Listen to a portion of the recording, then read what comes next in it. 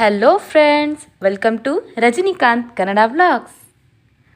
ಇವತ್ತಿನ ವಿಷಯ ಏನಂದರೆ ಕೋಪದ ಬಗ್ಗೆ ಕೃಷ್ಣ ಏನು ಹೇಳಿದರೆ ಕೇಳೋಣ ಬನ್ನಿ. ಕೋಪ ನಿಮ್ಮನ್ನು ದಾರಿ ತಪ್ಪಿಸಬಹುದು. ಕೋಪದಲ್ಲಿದ್ದಾಗ ಕಳೆದುಕೊಂಡ ವಿವೇಕ, ಸೂಕ್ತ ತೀರ್ಮಾನ ಅಥವಾ ಕ್ರಮ ಕೈಗೊಳ್ಳಲು ಸಾಧ್ಯವಾಗದೆ ಹೋಗುತ್ತದೆ. ಜೀವನದಲ್ಲಿ ಯಶಸ್ವಿಯಾಗಿದ್ದ ವ್ಯಕ್ತಿ ಕೋಪದ ಒಂದು ಕ್ಷಣದ ತಪ್ಪು ನಿರ್ಧಾರದಿಂದ ಸಂಪೂರ್ಣವಾಗಿ ನೆಲಕಚ್ಚಬಹುದು. ಹೌದು, ಕೃಷ್ಣ ಹೇಳಿರೋ ಹಾಗೆ ಕೋಪ ಅನ್ನೋದು ಎಲ್ರಿಗೂ ಬರುತ್ತೆ. ಸಂದರ್ಭಗಳು ಅದನ್ನು ಹೇಗೆ ಬೇಕಾದರೂ ತಗೊಂಡು ಹೋಗ್ಬೋದು. ಕೋಪದಿಂದ ನಮ್ಮ ವ್ಯಕ್ತಿತ್ವ ನಿರ್ಧಾರ ಆಗುತ್ತೆ.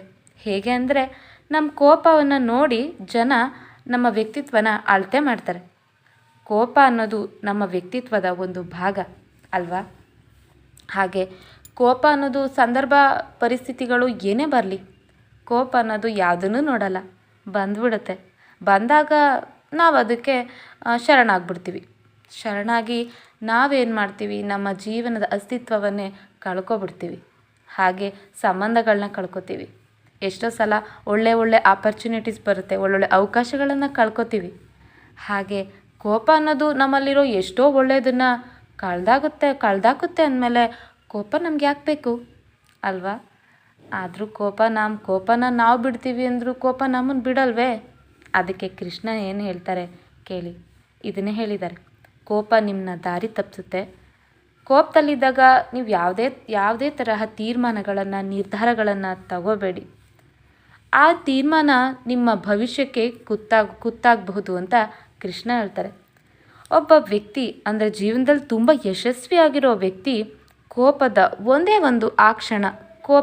ಆ ಒಂದು ಕ್ಷಣ ತಪ್ಪು ನಿರ್ಧಾರ ತಗೋಬಿಟ್ರೆ ಸಂಪೂರ್ಣವಾಗಿ ನೆಲಕಚ್ತಾನಂತೆ.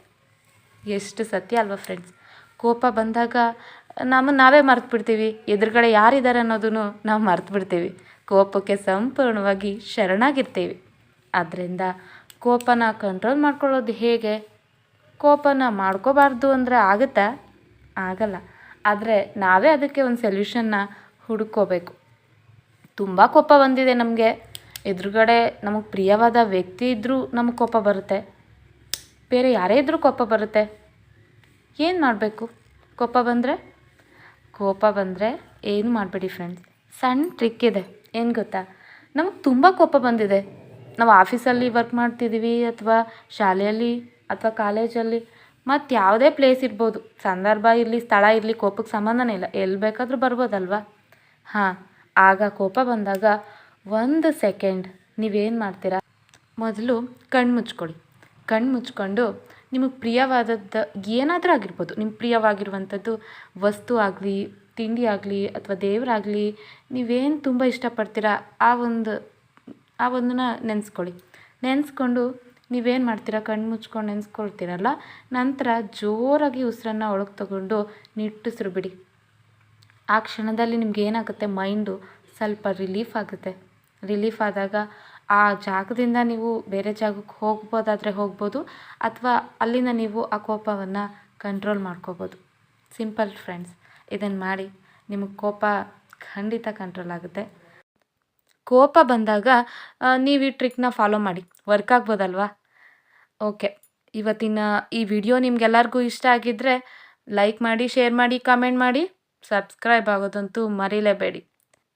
ಕೃಷ್ಣನ ಈ ಒಂದು ಶ್ಲೋಕದ ಮೂಲಕ ಈ ವಿಡಿಯೋನ ಎಂಡ್ ಮಾಡ್ತಾ ಇದ್ದೀನಿ. ದೇವಕೀ ಸುತ ಗೋವಿಂದ ವಾಸುದೇವ ಜಗತ್ಪತೆ ದೇಹಿಮೇ ತನಯಂ ಕೃಷ್ಣ ತ್ವಾಮಹಂ ಶರಣಾಗತಃ. ಸರ್ವಂ ಶ್ರೀ ಕೃಷ್ಣಾರ್ಪಣಮಸ್ತು. Keep watching.